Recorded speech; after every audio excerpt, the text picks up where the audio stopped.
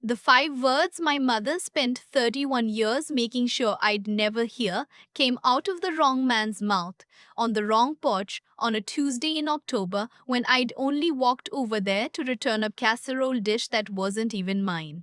He looked at me through the screen door. This man I'd been taught to cross the street to avoid since I was old enough to walk, and he said very quietly, "You have your grandmother's hands." And then, because I just stood there, he said the rest of it. "I'm your father, Delia. Your real one. I want to tell you I ran. I want to tell you I did the smart thing. But I just stood on his welcome mat with somebody's empty Pyrex in my arms and felt the entire architecture of my life shift 1 inch to the left, the way a house does right before you notice the crack running up the wall. Let me back up because none of that makes sense unless you understand the kind of family I came from and the kind of nothing I was inside it. My name, the one I grew up with, was Delia Mercer. I'm 31. I'm a staff accountant for a regional hospital network outside Columbus, Ohio, which means I spend my days reconciling charges for things like saline bags and CT scans and arguing with insurance companies that owe us money and would rather drink poison than pay it. It is not a glamorous life. My office doesn't have a window. The break room coffee tastes like a penny that's been in someone's pocket too long, but I'm good with numbers, and numbers have never once lied to me, which is more than I can say for any person who ever raised me. I grew up on Hollis Lane in a town called Bexford, in a butter yellow colonial with a flag by the door and hydrangeas my mother fussed over like they were paying rent. From the curb, we look like a brochure. My father, the man I called Dad for 31 years, sold commercial insurance and coached a little league team for boys who weren't his. My mother ran the women's auxiliary at our church and brought a 7-layer salad to every potluck in the Tri County area. People love them. People still send them Christmas cards. People have no idea. I'm the oldest of three. That part matters, so hold on to it. I was born first. 2 years and 4 years after me came my brother and my sister. And from the very beginning, it was obvious there were two kinds of children in that house, them and me. My brother could do no wrong. He's 28 now, and he has started and sunk a food truck, a vape shop, a cryptocurrency thing nobody understood, and a luxury dog walking app, all of it on my parents' dime. And every time it cratered, my mother found a way to make it the economy's fault, or his partner's fault, or the weather's fault. One time he batted Dad's truck through the garage door because he was filming himself for some video. And my mother told the insurance adjuster the door had a pre-existing structural issue. My sister figured out early that the move was to be charming and far away. So she spent her 20s teaching English in places I can't afford to visit, posting sunsets, calling on holidays, and never once driving anyone to a colonoscopy. That was always my job. The shots, the prescriptions, the grocery runs, the sitting in waiting rooms reading 2-year-old magazines. I was the responsible one, which in my family is just a polite word for the one we don't have to feel guilty about ignoring. I used to lie awake doing the math on it. Not money math, affection math. I'd watch my mother light up like a slot machine when my brother walked in, and then I'd watch her face go flat and careful when she turned to me, like I was a bill she'd forgotten was due. There was something in her eyes when she looked at me that I never had a word for until much later. It wasn't dislike exactly, it was closer to fear. Like I might say something, like I knew something I didn't know I knew. And then there was the man across the street. He moved into the Grey Ranch at 14 Hollis Lane when I was 6. Roland Keller, a quiet man, grey at the temples even then, who tuned pianos for a living and had retired from teaching middle school band. He kept his lawn like a golf green and waved at the mailman and never raised his voice that I ever heard. The week he moved in, my parents sat me down at the kitchen table with a seriousness usually reserved for funerals and told me that the man across the street was dangerous, that he had hurt people, that if he ever spoke to me, ever waved, ever so much as looked at me too long, I was to come straight home. My mother's hands shook when she said it. My father's jaw was set like concrete. I was 6. Of course, I believed them. For 25 years, I crossed to the far sidewalk when I passed his house. I told friends to stay away from him. He became the monster of my childhood, the boogeyman with a leaf blower, and I never once questioned why a monster would choose to live across the street from the very family that feared him most. It started to come apart 3 months ago, and it started, of all places, in my parents' upstairs hallway. I brought the groceries over on a Tuesday like I always did. The specific oat milk my father swears by now that he's decided he's lactose intolerant at 63. The exact brand of decaf my mother will not live without. I let myself in, started putting things away, and realized the house was too quiet. Then I heard voices upstairs, my father's office, the one room in that house I was never allowed in as a kid. The door was cracked.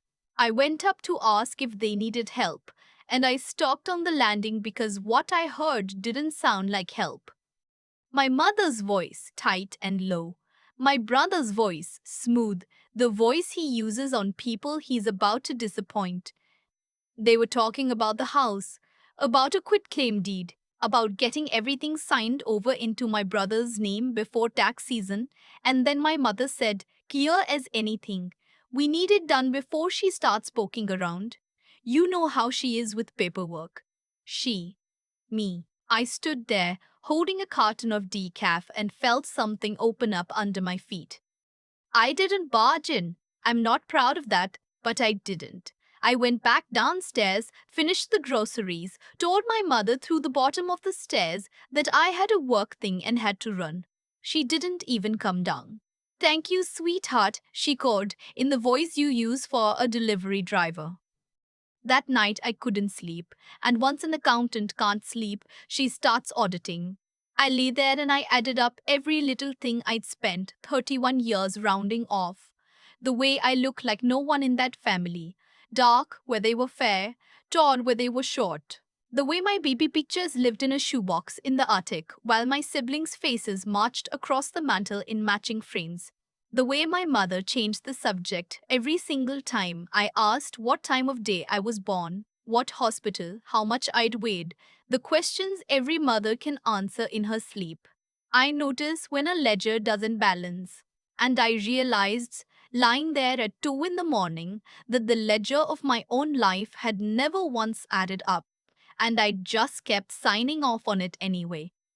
So the next weekend, I volunteered to clean out the attic. My mother got strange about it, hovered, said it wasn't necessary, but I smiled and said I just wanted to be useful, the same performance I'd been giving since before I had teeth. I found it in a hatbox under a tangle of Christmas lights, a Polaroid, soft at the corners but clear enough. My mother, young, maybe 23, glowing in a way I'd never seen her glow at anything, standing close to a man with his arm around her waist, and she was pregnant. Visibly, unmistakably pregnant. The man was not my father. The man was Roland Keller, the monster from across the street, younger, dark haired, but those were the same kind eyes I'd been trained to flee from my whole life. I turned the photo over with hands that didn't feel like mine. On the back, in my mother's looping cursive, were 3 words and a date, our girl, finally, and the date was exactly 9 months and 4 days before my birthday. I slid that photo into the waistband of my jeans and climbed down the ladder, and my mother asked from the bottom if I'd found anything good. I said, just old ornaments. I'd learned that smile from her, the one that locks the door behind your eyes. If you've ever found a piece of paper that quietly detonated your entire understanding of who you are, do me a favor and let me know in the comments where you're watching from and what time it is there. I read all of them. It helps me feel less alone in this, and it helps these stories find the people who need them. Now let me tell you what I did with that photo, because I promise you it gets worse before it gets better. I waited 3 days. 3 nights of staring at the ceiling, looking for any innocent story. Maybe it was a brother, maybe a cousin. Maybe there was some reasonable explanation for why my very pregnant mother had her arm around the neighbor I'd been taught to fear, calling an unborn baby our girl. But accountants don't run on maybe, we run on documentation. And that Polaroid was documentation of something my family had spent 31 years burying. I picked a Sunday when my father was napping in the recliner and my brother wasn't around to manage the situation. My mother was at the counter, doing what she always does, cooking for people who never once thanked her, which I was starting to understand was the one and only thing she and I had in common. I set the photo down next to her cutting board. I didn't say a word. I just watched the blood leave her face. The knife slipped out of her hand and clattered into the sink. She stared at it like it was a live wire. When she finally looked at me, I saw the thing I'd never had a name for. Naked and obvious now. Panic. She started talking and couldn't stop contradicting herself. It was an old friend. It was a co-worker of Dad's. She didn't even remember the picture. It must have been a gag, somebody else's photo. I let her flail. Then I asked her one question. Very calm, the calm I use on a billing supervisor who knows she owes me money. Is Roland Keller my biological father? And the panic turned, just like that, into something cold and mean I'd never seen on her before. She told me I was being hysterical. She told me I was digging up filth that needed to stay buried. She told me that if I kept going down this road, I'd find myself cut out of this family entirely. I almost laughed. Cut out, as if I'd ever been let in. When I asked her about the deed, about why she and my father were quietly signing the house over to my brother, she went white hot. She demanded to know if I'd been spying. She told me I was ungrateful after everything they'd sacrificed for me. Everything they'd sacrificed. I picked the photo back up and walked out, and she didn't follow. My father took call that night. I'd never heard his voice like that, flat, frozen, a stranger's. He told me my mother was beside herself. He told me to apologize and to put this nonsense out of my head. He told me Roland Keller was a deeply disturbed man who had stalked my mother decades ago, that even saying his name in our house was an act of cruelty. When I asked why a stalker would move across the street from his victim, he hung up on me. What came next was a master class. Within a week, the whole family was suddenly very, very worried about me. My brother called using his soft, concerned voice, the one he saves for when he wants something, and floated the idea that maybe the stress of work was finally getting to me. Maybe I should talk to someone professional before I embarrassed myself. My sister sent a novel length text from somewhere with palm trees about how family is family and the past is the past, and maybe I needed to let go for my own peace. Easy to preach, letting go from a beach chair somebody else paid for. Even my fiance got weird about it. His name was Brett. We'd been together 3 years. I had a ring and a Pinterest board and a date in May. Brett ran a small construction outfit and had spent the better part of a year trying to get my father to co-sign a loan for a strip mall build-out, and my father kept saying he'd think about it. So when Brett sat me down one night, took my hands, and told me gently that the whole family thought I was spiraling, that I was getting obsessed with a fantasy, that I was making everyone uncomfortable, I watched his mouth move and felt the last warm thing in me go cold.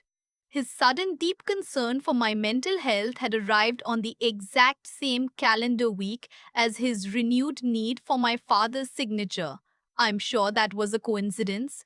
I looked at this man I'd been planning a wedding with and realized I had no idea who he was. Same as my family. Same, apparently, as myself. So I did the only thing I know how to do when nothing adds up. I started pulling records. I went to the county recorder's office and ordered a certified copy of my own birth certificate. It came back amended. Amended, the official term for a document that was changed after the fact. The original had been altered when I was 2 years old. The father's name in the original entry was blacked out, replaced with my father's. Who amends a birth certificate 2 years after a baby is born? Somebody covering tracks. That's who. Then I went looking for the dangerous man across the street. If Roland Keller was the monster I'd been promised, there'd be a paper trail, a restraining order, an arrest, a headline, something. There was nothing. The man had taught band at Bexford Middle for 29 years and retired with the District Service Award. He volunteered at the public library reading hour. He had never had so much as a speeding ticket. The only thing connecting him to my family anywhere in the public record was a single line in a decades old police log. My mother had filed a harassment complaint against him, and it had been dropped 3 months later for insufficient evidence. Insufficient evidence? By then, those two words were ringing in my skull about everything anyone had ever told me. I started watching him from my old bedroom window when I was at my parents' house. He weeded his beds every morning. He brought his mail in at 3 sharp, and sometimes in the evening he'd stand on his porch and look across the street at my parents' house with a face I couldn't read. One afternoon, carrying my mother's groceries up the walk, I caught him watching me, and our eyes met, and I felt the hair on my arm stand up. Not because he frightened me, but because of how he was looking at me. Not the way you look at a neighbor, the way you look at someone you lost a long time ago and never stopped hoping to see again. Then a plain envelope showed up at my apartment. No return address, my name in careful handwriting I didn't recognize. Inside was a mail in DNA kit and a single line on a folded sheet of paper. When you're ready. No pressure, ever. That handwriting wasn't my mother's or my father's. I spit in the tube that night, drove 3 towns over to mail it so nobody I knew would see, and went home to wait for my life to either end or finally make sense. While I waited, I kept digging because that's the thing nobody warned my family about. You do not hand an accountant a mystery and then act surprised when she follows the money. And there was money. Buried in old probate filings, I found that Roland Keller had set up a trust in 1993, the year I was born, for a minor child named Delia Keller. The seed deposit was $40,000 from his late mother's estate. My grandmother, he'd added to it for years. By the time that child turned 18, it should have held north of $160,000. Should have. Because when I pulled the current status, the trust had been emptied, drained to zero. The guardian who'd authorized every withdrawal was my mother. She'd stolen my inheritance, my real one, from my real father, and said not one word for 18 years. That sent me into my parents' actual finances, and the trust turned out to be the small crime. They'd been claiming me on their taxes as a dependent long past when that was legal. They'd opened 2 credit cards using my social security number, cards I'd never seen, carrying balances technically in my name. They'd even collected on something in my name I'm still not sure I fully understand. My family hadn't just lied to me about where I came from. They'd been quietly running me like a line of credit since before I could read. I sat at my kitchen table at 3 in the morning, surrounded by printouts, and I felt something I'd spent my whole life swallowing. Not the tired, helpless ache I got after every family dinner. This was clean. This was sharp. This had edges. They'd taken my father, my grandmother, my money, my name, and they'd made me feel like the guest who should be grateful for the chair. And I decided, right there with a highlighter in my hand, that I was done being grateful. I made a plan. I wouldn't go to Roland Keller as the daughter with a folder of evidence.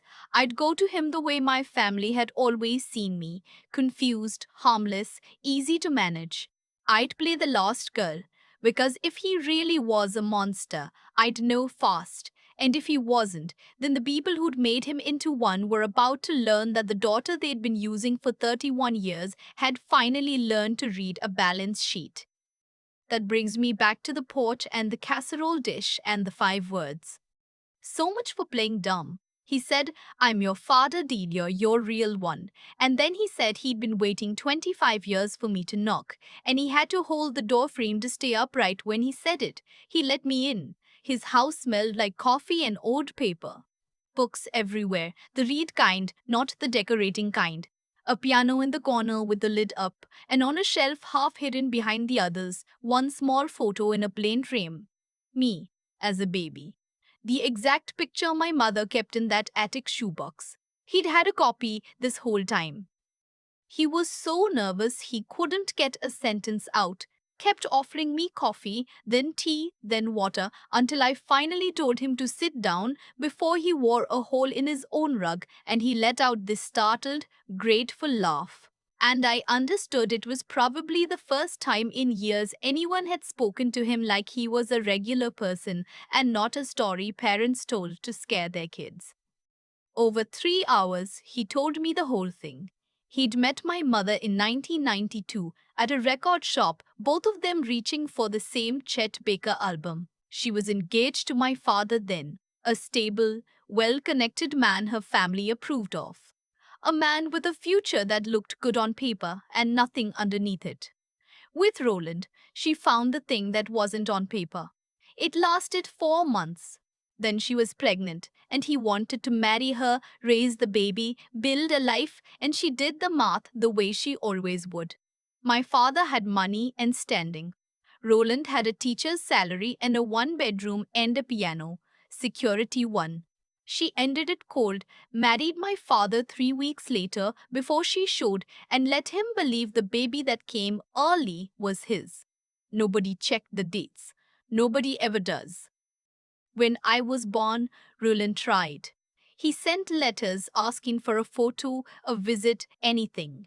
He opened the trust with his mother's money so that at least his daughter would be provided for. And my mother's answer was to walk into a police station and report him as a stalker. And to have my father threaten to end his career in that district if he didn't disappear. So he made the choice he thought was right for me. He stopped writing. He kept his job, his name, his quiet life. But 5 years later, when the grey ranch across the street went up for sale, he bought it. Not to haunt anyone, he said, just to be close enough to watch his daughter grow up from a distance, to know she was okay, even if she'd been taught to run from him on sight. He kept a journal. Every birthday, every first day of school he could see from his window, every milestone. 25 years of loving a kid who'd been told he was a monster. I asked about the trust. His face went dark, then tired. He'd discovered years ago that she'd drained it, that she'd forged a guardianship paper claiming I was incapable of managing my own affairs. He'd talked to a lawyer. The money was long gone, spread across my brother's failed ventures and my parents' comfortable retirement, and recovering it would have cost more than it was worth. So he did the only thing left. He waited. And then I asked about the DNA kit, and his eyes filled, and he told me he'd bought it 3 years earlier and kept it in his desk, and that the week he watched me stand at my old bedroom window, staring at that Polaroid, before tucking it away, he finally found the nerve to mail it. He apologized for not being braver, for every scraped knee he didn't get to clean, every recital he watched through a window, every year of cards he wrote and never sent. I told him to stop. The villains in this story had never once lived at 14 Hollis Lane. They lived in the butter yellow house I'd called home. We made a plan that afternoon, not revenge. I kept correcting him when he called it that. It was accounting. Everything balanced or it didn't. He had the trust records and a forensic accountant ready to document the theft. I had the tax fraud, the credit cards, the amended certificate. Together we had enough for criminal charges. But I wanted more than charges. My mother had spent 3 decades building a reputation as the warmest woman in Bexford, and I wanted that reputation to come down with everything else in front of everyone who'd ever believed it. So I went home and did the hardest thing I've ever done. I apologized to my mother. I told her I'd been overwhelmed, that I'd let my imagination run away with me, that I wanted to be a good daughter again. She forgave me the way a queen forgives a peasant, all warmth and condescension, and she actually hugged me, this woman who'd stolen my grandmother's money out of my hands, and I hugged her back, and over her shoulder I was already cataloguing which file cabinet, which folder, which drawer. For a month I was the perfect daughter. Groceries, dinners, laughing at my father's jokes, even letting Brett believe I'd come to my senses. And every week I drove out to Roland's, and every visit to my parents I photographed something, a statement, a signature, a form. My mother's 60th birthday was coming up, and she'd always wanted a real party, the kind where the whole town could come admire the life she'd built. I volunteered to plan the entire thing, my gift to her. She cried. She was so touched. I sent invitations to everyone, the church auxiliary, my father's golf foursome, the neighbors who'd watched me grow up believing I was just the cold, difficult oldest girl. I booked a caterer and a string trio and rented a tent for the backyard. I made it beautiful. Blush and gold, the colors from her wedding. 2 weeks before the party, in the back of her filing cabinet behind a decade of tax returns, I found the folder. It was labeled DK, Delia Keller. My real name, the one on the certificate before she scribbled over it. Inside was everything. The original trust documents, the letters from Roland she'd sworn never existed, the forged guardianship form declaring me incompetent, bank statements tracing every dollar. And at the bottom, a letter Roland had written her 15 years ago, begging to see me just once, promising he'd vanish forever afterward. And across the top, in my mother's handwriting, her answer: "No, she's ours now. You don't get her." I photographed every page and put it back exactly as I'd found it. And from the kitchen, she called to ask if I wanted to stay for dinner. And I said I'd love to, because it would be one of the last dinners we ever ate at that table.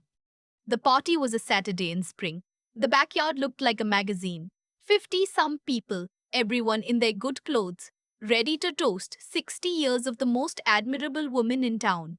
My brother came with his wife, a quiet woman who'd always seemed to me like she knew exactly what kind of people she'd married into and was just trying to keep her head down. My sister flew in. I'd paid for the flight myself and told her there was something she needed to be there to see. Brett showed up in a new jacket and was deep in talk with my brother within 10 minutes. Two men circling the same money. Around 8 after dinner, the toasts began. My brother gave one so generic it could have been printed on a card. My sister gave a sweet one about gratitude she didn't yet know she should take back. And then it was my turn. I walked up to the little microphone with steady hands, which surprised me. I thanked everyone for coming. I talked about how much family means, how much it matters to know where you come from, how the truth holds even when it's heavy. I saw my mother's smile start to set. Then I said I'd made her a gift, a little video of our family's story, and I nodded to the AV kid to start it on the screen behind me. The first image was the Polaroid. My young mother, pregnant, arm in arm with the man who was not her husband, the date plain in the corner. The murmur started instantly. Then came the documents. The original birth certificate with Roland Keller's name, the amended one with my father's, the forged form declaring me unfit to handle my own affairs. My mother was on her feet, the color gone from her face, saying something the microphone couldn't catch.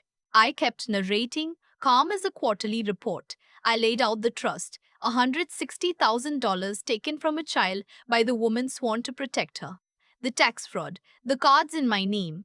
And then I told them who Roland Keller really was. The monster across the street they'd all been warned about for 25 years. My father, the man kept from his own daughter with a false police report and a threat. And then I played the recording. I'd captured it 3 days earlier, a recorder in my bag during a helpful daughter visit.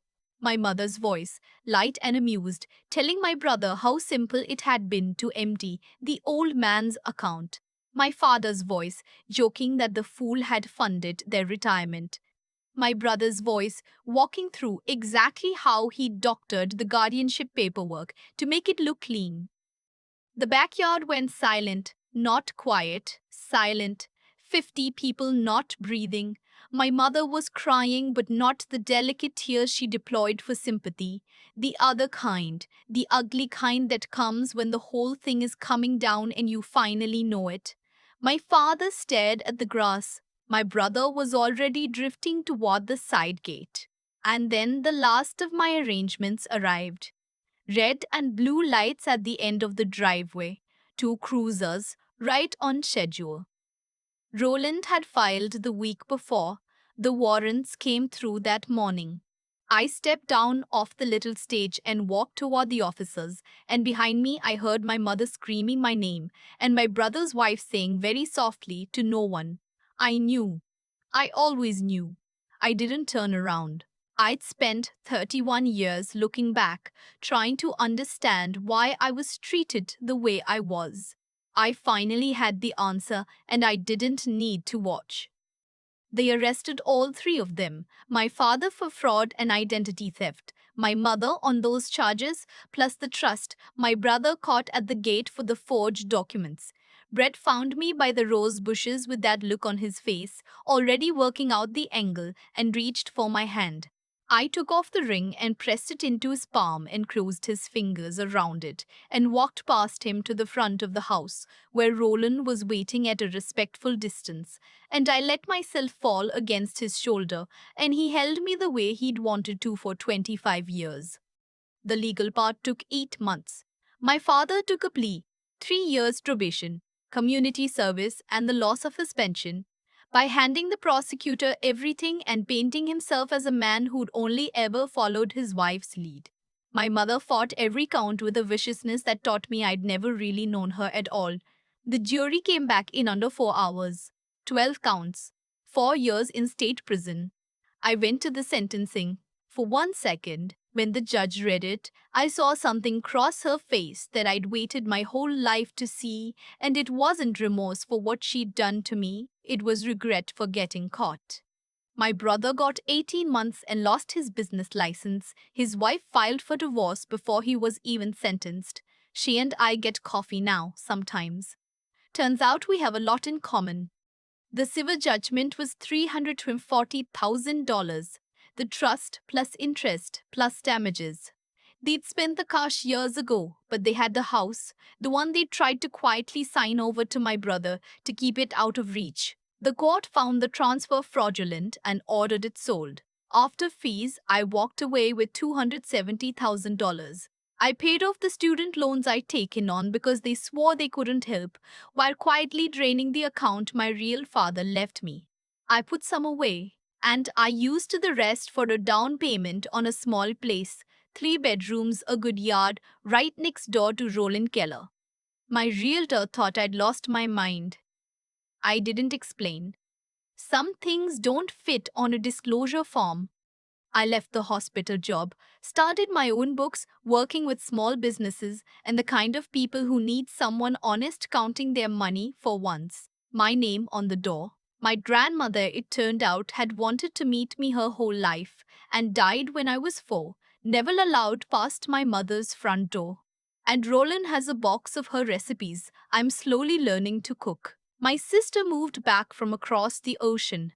We don't talk about our parents much. There's too much there still. But we talk about other things, sister things. And she's the only one of them I kept. About a year after the trial, Roland came over to my porch one morning carrying a cardboard box, looking older and lighter at the same time, like a man finally setting something down. Inside were cards. 25 of them, one for every birthday since he'd moved across the street, every envelope still sealed, my name on each in that careful hand. I opened them one at a time. The one from when I turned 7 described watching me learn to ride a two-wheeler down Hollis Lane, falling and getting up and falling and getting up until I made it to the corner with my arms in the air. He'd celebrated that from behind a curtain. The one from 16 mentioned the boy who came to take me to homecoming and how he'd wanted to be the man on the porch, giving that kid a hard time, and instead had watched through the glass. The last card wasn't sealed and wasn't old. He'd written it that week. It said he never stopped believing I'd find my way across the street, and now that I had, there was one thing he'd waited my whole life to tell me, that he was proud of me, not for what I'd done to them, but for who I'd become, in spite of them, and that I was his daughter and he loved me. I cried the kind of tears I'd trained out of myself a long time ago, and he held my hand and didn't say anything, because some things don't need saying. When I finally stopped, I looked across the street at the butter yellow house. A young family lives there now, two kids, a beagle, a tire swing hanging from the oak my mother never would have allowed because it would have ruined the look of the yard. The house seems happy in a way it never was when I lived in it. I thought about my mother in her cell, writing letters I'll never open. I thought about how people like her always find a way to recast themselves as the victim, and how I was finally completely done waiting for any of them to see me. I had something better now. I had a man across the street who'd loved me through a window for 25 years, and a porch with two chairs on it, and a name that was finally, truly mine. For most of my life, I believed the quiet ones were the dangerous ones, and the loud, smiling ones were safe. My parents taught me that with a straight face across a kitchen table, and I swallowed it whole because I was six and they were my whole world. It took me 31 years to understand that the people who tell you who to fear are very often the ones hiding what they've done. Roland never raised his voice. He never came across the street. He just tuned his pianos and waited and loved me through a window, while the people who hugged me at Thanksgiving were quietly draining an account my grandmother left in my name. The lesson I keep coming back to isn't really about them. It's about how easily a person can be managed when they're taught not to ask questions.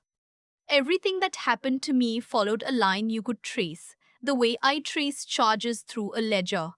My mother chose security over honesty when she was 23, and that one choice didn't stay small. It needed a lie to protect it, and that lie needed another, and pretty soon she'd reported an innocent man as a stalker and forged a paper calling her own daughter incompetent, all to keep a story standing that should have fallen the day I was born. Nothing in my family was random. Cruelty compounds like interest. So does the truth. Once you finally start paying it down. If I learned anything worth handing to you, it's that three things will carry you out of a house like the one I grew up in. The first is refusing to look away from what's wrong, even when looking away would be easier and would keep the peace. Because the peace in that house was never mine, it was just my silence. The second is using your head instead of only your heart. I didn't scream at my mother the day I found that photo. I pulled records. I followed the money. I let the documents do what my feelings couldn't, and that patience is the only reason any of them faced a courtroom instead of just a bad afternoon. And the third is the plain stubbornness to keep standing after the floor drops out, to spit in a tube and mail it 3 towns over and wait 8 days for an answer that might end you. I almost didn't. I'm glad past me was braver than she felt. I don't tell this so you'll hate my mother. I tell it because somewhere out there is a person being quietly convinced they're the problem in a story that was rotten long before they walked into it. If that's you, count the things that don't add up.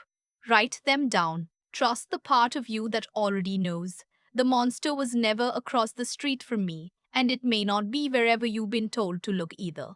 I have a porch now with two chairs on it, and a father who waited a quarter century to fill the empty one. And I got here by being decent when it cost me, careful when it mattered, and unbreakable when I had every reason to break.